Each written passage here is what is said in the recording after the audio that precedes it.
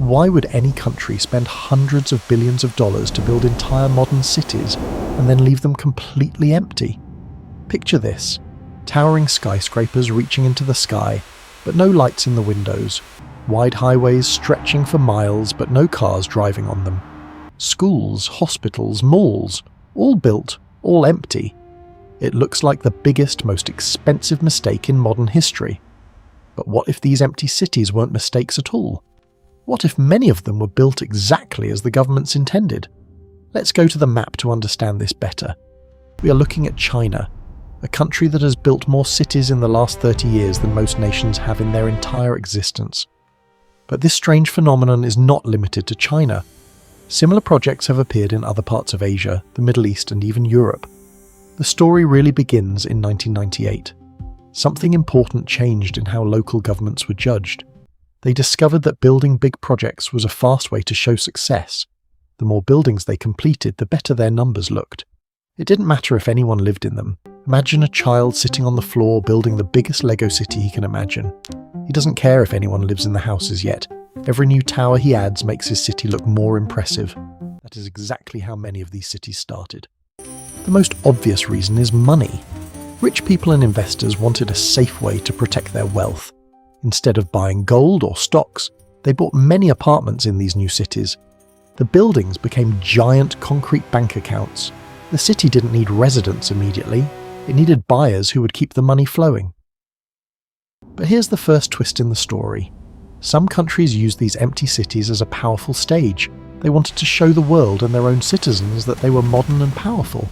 A perfect skyline shining in the night, even if it was empty, sent a strong message of progress and control. This idea is older than you might think. During World War II, some nations built entire fake cities made of wood and canvas. The goal was to trick enemy bombers into attacking the wrong places. Those cities were never meant to be real. They existed only to deceive. Today's fake cities are playing a similar game. Except instead of fooling enemies, they are trying to fool time itself. They are betting that the people and the economy will eventually catch up.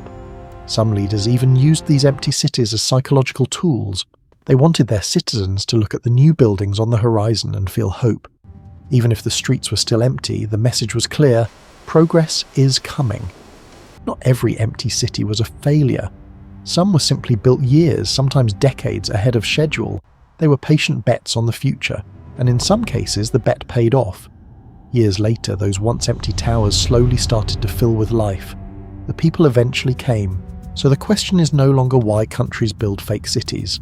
The real question is, what kind of future are they trying to force into existence?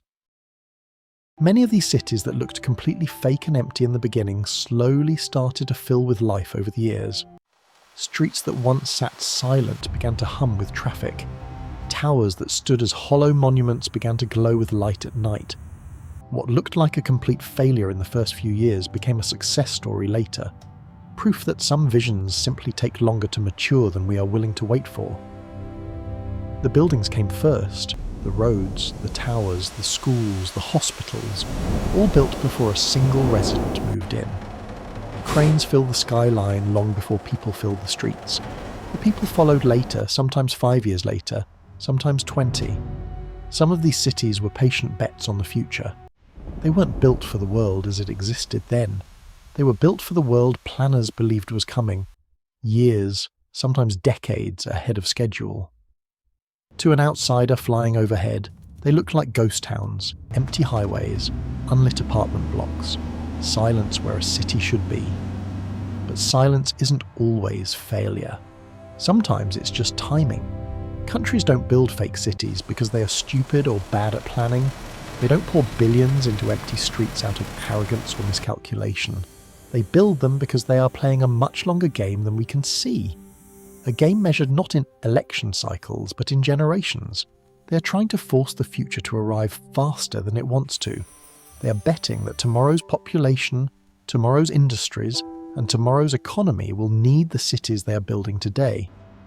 It is central planning at its most audacious, an attempt to skip ahead in time. And make no mistake, this is a gamble.